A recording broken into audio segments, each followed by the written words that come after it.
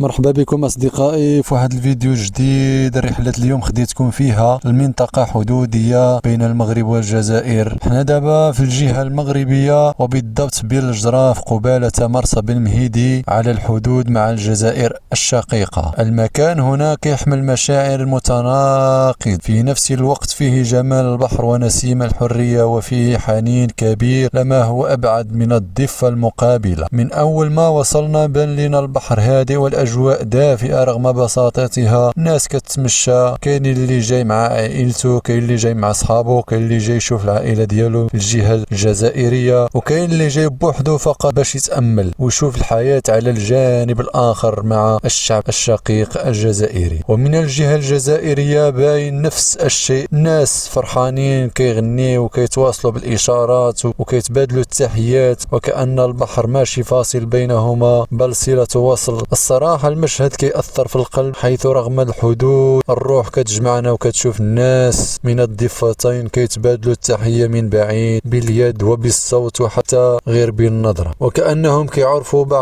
بعضياتهم البعض من قديم الزمان، أو كيجمعهم تاريخ مشترك كيف ما هو الواقع فعلا. الأطفال كيلعبوا والكبار جالسين كيشوفوا الأفق، والأمل كيبان في عيون الجميع. كتسمع الضحك والفرحة بين الشعبين، والموسيقى وكلمات جزائرية وكلمات مغربية، كل شيء مخلوط ولكن منسجم، بحال الموسيقى بحال الموسيقى بلا نونات مكتوبة في هذا الرحلة. ماشي الهدف نغطيو حدث سياسي أو نحكو على مشاكل، ولكن نبغيو ننقلوا لكم لحظة خاصة وصافية من السلام ومن التعايش، من الأمل، لحظة كتخلي القلب يرتاح وتقول علاش ما توليش حدود مفتوحة، وتولي الشعبين يتبادلوا التحية ويدخلوا يشوفوا عائلتهم، وهما يدخلوا عندنا ويشوفوا العائلة ديالهم، وحنا كذلك، ويرجع الحال كيف ما كان. كمغاربة عندنا حب كبير لإخواننا الجزائريين، وكنعرف أن حتى هم كيتبادلوا نفس الشعور، لأن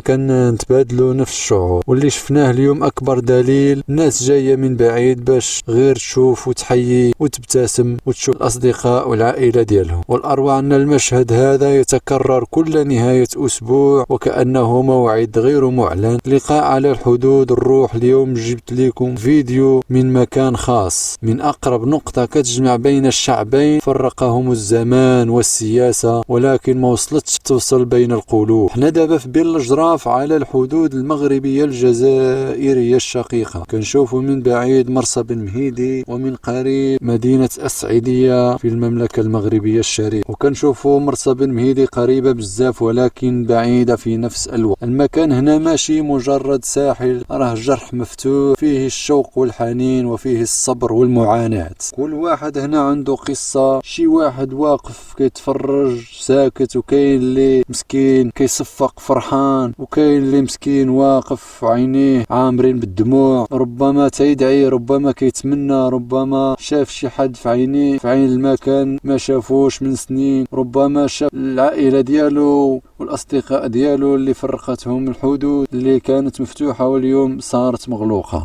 الفرحة كاينة بصح، ولكن وسطها ألم كبير ساكن في القلوب الشعبين. كيفاش ما تفرحش وانت كتشوف إخواتك من بعيد كيغنيو وكيحيي وكيردوا عليك التحية والسلام، وكأن البحر ما بيناتناش، وكأن السياج ما بيناتناش، وكأن الحدود غير مغلوقة. وكتسول راسك كيفاش بحر صغير وأرض واحدة فرقت بيناتنا وخلاتنا نعيشوا كأننا غرباء. الناس من الجهة المغربية جايين غير باش يشوفوا ويسمعوا ويحسوا بقرب الناس اللي كيبغيوهم. وفي نفس الشيء في مرسى بن مهيدي في الجزائر، جزائريين جايين كيحتفلوا من بعيد وكيصيفطوا السلام وكيغنيوا بصوت عالي، وكأنهم يقولون احنا هنا، راكم ما حكمش يحكم ولا الحدود، باق معاكم بالقلب. هذا المشهد صعيب يوصف ولكن سهل يتحس. كتشوف الأب مع ولده كيشير ليه ويقول له شوف تماك كانت جدات، كانت عائلته، كانت أخوه، كنا نفلحوا وكنا نزرعوا،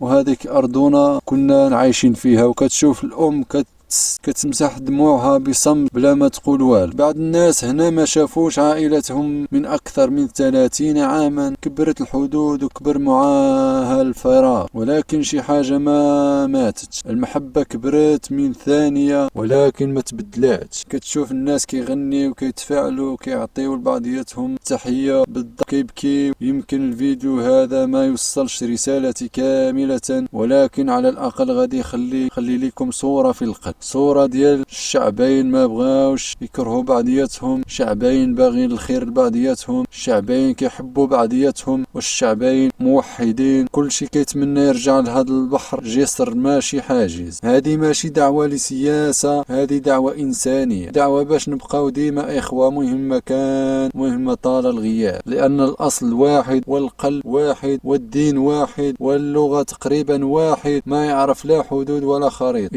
إذا وصلك هذا الإحساس شارك الفيديو مع اللي كيعنيك، وخلي تعليق باش نوصلوا الصوت لبعضياتنا بعضنا البعض. حتى من بعيد شكرا بزاف لمتابعتكم من بيل الجراف السعيدية، من أرض المغرب ومن قلب الحنين. نتمنى من هذا الفيديو نخليكم جزء من هذا الإحساس.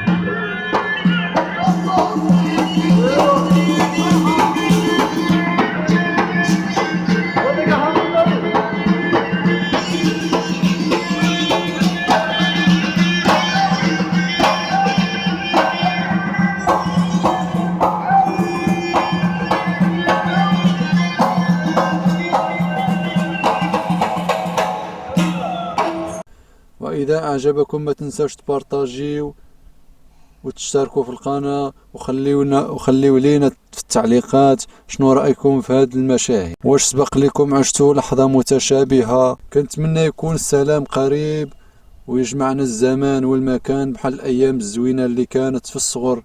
شكرا لمتابعتكم، وموعدنا في فيديو جديد إن شاء الله من قلب المغرب ومن قلب المحبة. شكرا للشعبين الشقيقين، الشعب الجزائري والشعب المغربي الشقيق.